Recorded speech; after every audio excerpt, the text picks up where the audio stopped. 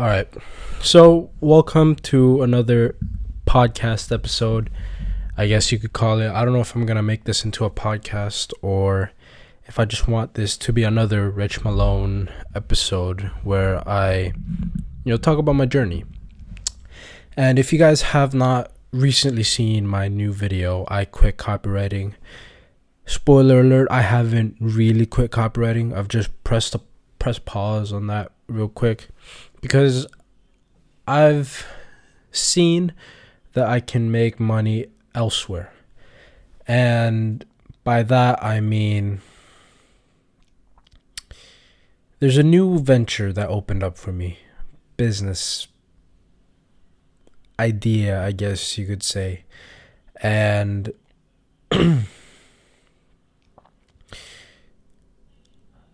it's cool, but then again, I kind of want to go into more depth about why I stopped or paused on copywriting and why I've decided to take up editing now. And if you haven't watched my previous videos, go ahead. It's going to be somewhere around here. I'll just leave it there. And then, you're going to be very caught up to date. So, recently, about starting this week, I've decided to pick up on editing again. Just edit for other people finally, because I've tried doing that for a while. I only edited for friends, family, school, stuff like that. And then I mainly just did it for myself. And I never thought about editing for other people because how much time that would consume out of me, how much effort I would have to put in, and also I just hate editing. But recently I've never had this dislike of editing. I've always been into editing. I've always liked editing, creating a video. But it can be tasking, it can be exhausting, can be very tiring. So that's the part I hate, I'm in the chair on the computer for 6 hours maybe just editing one video, and then that can take a lot of time, and I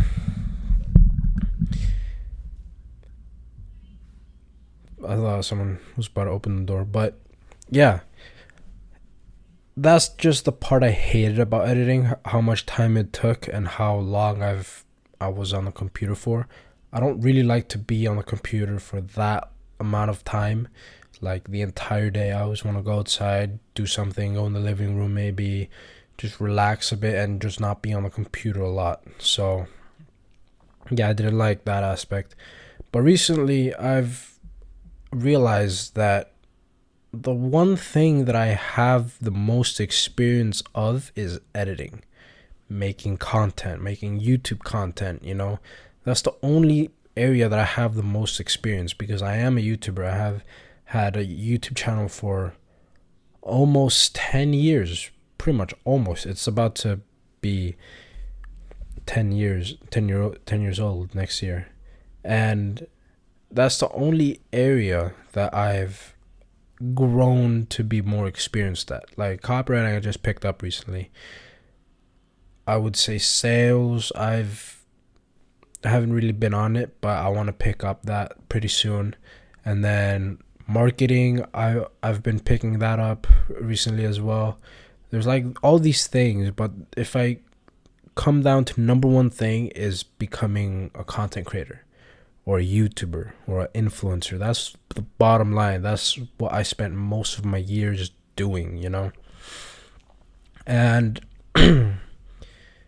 when it comes down to that, I realized why don't I just use this skill that I learned from copywriting into video editing?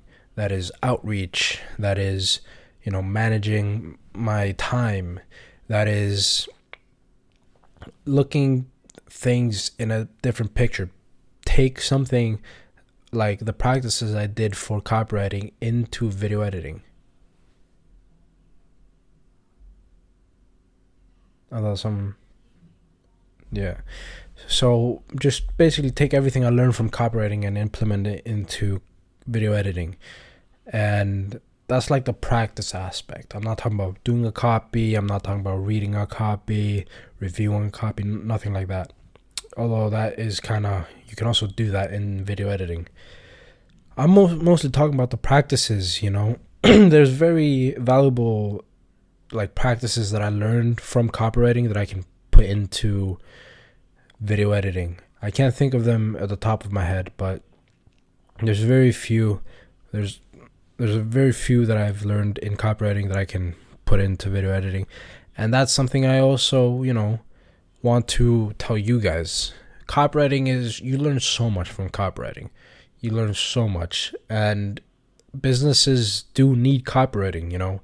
It's just very hard to like outreach to them. It's very hard to find that person, that one client that really needs copywriting. And if you find that one person, most of them are just not interested, and like, bruv, do you want to make money or not?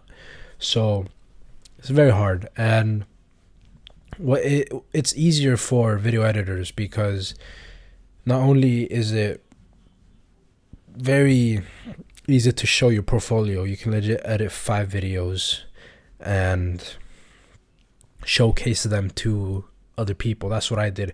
I made a Google Drive full of my work, and I put them in and then sent it out to other clients, potential clients, you know. And that's how I got my first client as a video editor. And I've just been doing this for a week. So like outreaching, like that kind of thing. And yeah, I'll talk about my client in a bit, but there's so much, like I said, there's so many things that you learn from copywriting that you could put into other things in business worlds. And I'm really thankful. Although I'm not going to stop copywriting, I haven't stopped at all. I still am very in love with copywriting. I love the skill, the art. I love like the persuasion aspect.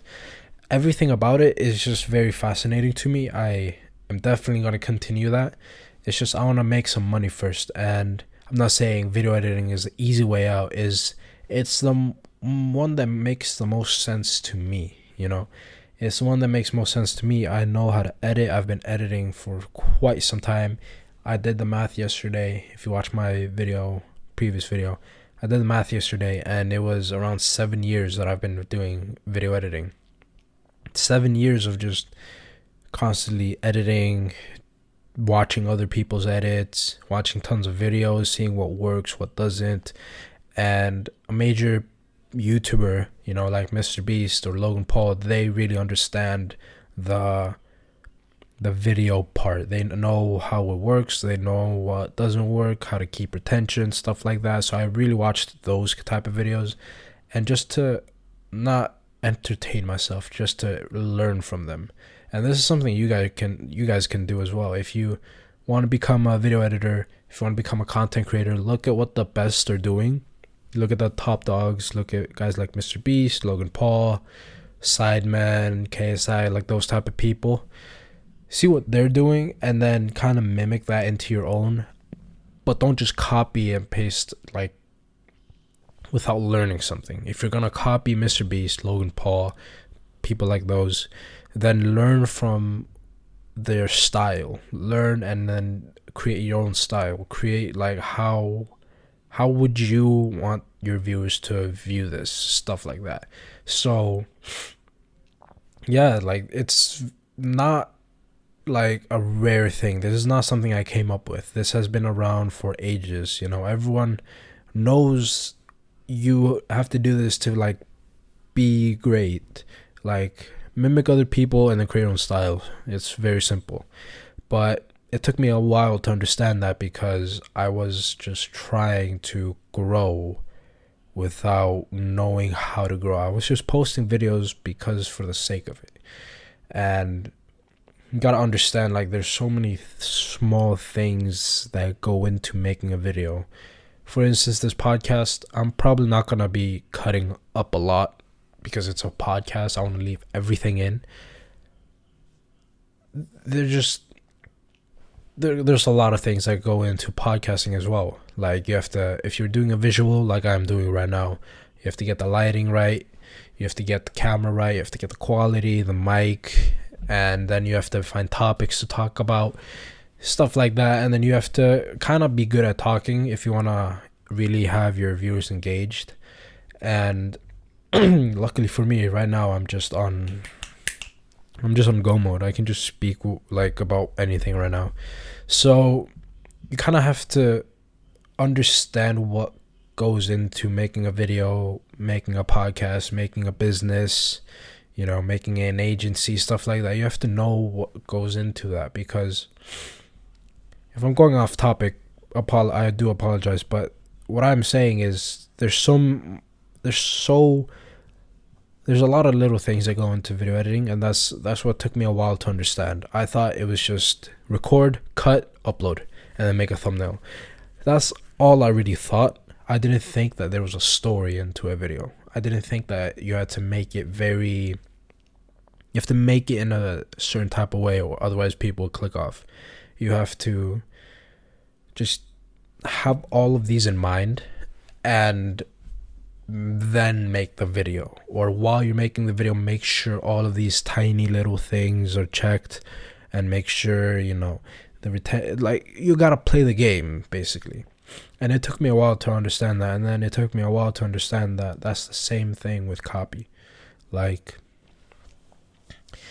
with copywriting, there's so many things, like knowing how to write a good hook, writing a good headline, writing a good subject line, writing a good body, stuff like that. And then if you want to be more engaging, right, like the PS thing, and then PSS, I don't know, there's a lot of things that go into it. And once I realized that, it kind of opened my eyes to a lot of things. Like, there's small things that go into like growing your social media. There's a lot of big things that go into growing your social media as well, and stuff like that. It took me a while to understand this. I don't know why. It took me a very long time to understand this. But I want to talk about my client now and how I got my first client. So how I got my first client was very easy, right? I'm not going to tell you what platform I got my client in. You guys can do your own research where I found my client. You guys, yeah, okay, I already said it. And then I basically just, before I knew what I was doing, I was just YOLOing it. I went on a platform, social media platform, started looking for people to, edit for. And then luckily I found a lot of people. I reached out to a lot of people. I definitely should attach my Google Drive into every outreach. But that's because like the area that I'm searching like I am looking for a video editor. And then in that like section, there's a lot of people that are looking for video editors. And then I like try going to each one, seeing. So that's why the reason I never attach my Google Drive is because like they're looking for video editors. So I just DM them like, yo, are you still looking for one? And that's my outreach. But ever since I started making that Google Drive, it helped me a lot, because not only can I show proof that I'm a video editor, I can show my previous work, see if my style matches their style. And luckily, this first client that I have, he's supposed to send like some work for me today, but I'm pretty sure that's later on. And yeah, I mean, the first client, I don't know, was I clear? I started rambling. Okay, sorry. Let me just get back into it. First client, I went to a social media platform, searched up like I am hiring a video editor. I searched that up, went through all the sections, all the posts. This person's looking for a video editor. I DM'd him, yo, are you still looking for one? He responded to me, I'm gonna send you work, yada yada yada. How much do you pay? And then once I saw that shit, there's already a previous guy that I talked to. He asked me to do shorts, like 1 minute video. And I am charging $15 for that, $10 to $15 for that. And for 1 minute videos, and I don't know if that's like too much, too little, I don't know. But when it came to the new client that I'm talking to, he has a 25-minute video, and I am going to be charging $30 for that. And the reason I am doing $30 is because this is my first like actual video client, like video editing client, and I didn't know what to price it on because I've never done this. So I just threw a number out there. I kind of Google searched as well. I think that was for the 1 minute video, but for the 1 minute video, I Google searched how much are people paying for 1 minute videos, and it came across like $15. So I did that. And then with the 25-minute video, I kind of doubled that. And I kind of thought like, okay, 15-minute video, 1 minute video, $15, 25-minute video, I'll do like $20, $30. I was just guessing. I was just giving numbers. And then he agreed to $30. And I'm like, yes, I got work. And then, yeah, now I'm just going to edit videos for him. It's not really that hard. You don't need to overcomplicate it. Like, finding a client is the hardest part, but when it comes to like negotiations, talking about prices, how much you charge and stuff like that, just if you've never done it, you could work for free. But then again, when are you going to start, paying for when are you going to start charging, and when are they going to start paying you, stuff like that. It takes a while for you to get paid.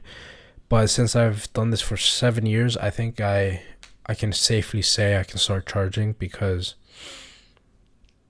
I have a whole channel made for my editing, basically. It has 900 subscribers, stuff like that.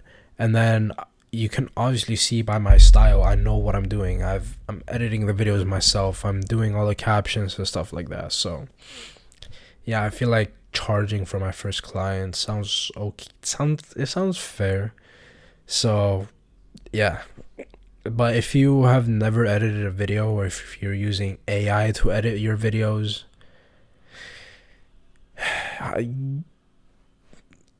here's the thing, like if you're charging other people for your edits when you're just giving AI doing that,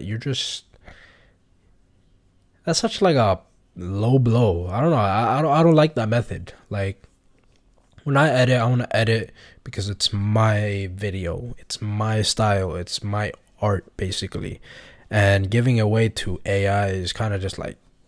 Then again, the creator can just use AI himself, but there's a certain like style, there's a certain taste when a human does it. I don't know. It makes sense for me, so I'm never going to use AI, and if you use AI, then you're not a real editor, basically. There's not really much I want to talk about. I kind of want to stick around a bit. I kind of want to keep talking. No? Can't really think of anything. Yeah. No. Can't think of anything else to talk about. Have I covered everything? That's the question. So I talked about my first client. I talked about why I switched over from copywriting to editing. And then I talked about how easy it is to get your first client and editing. Shit, I really did talk about everything. So, with that being said,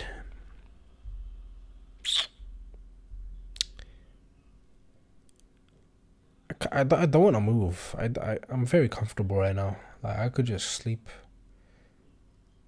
This is not part of the episode. This shouldn't be. I'm pretty sure I should cut this. I'm just very comfortable right now. I can talk for hours.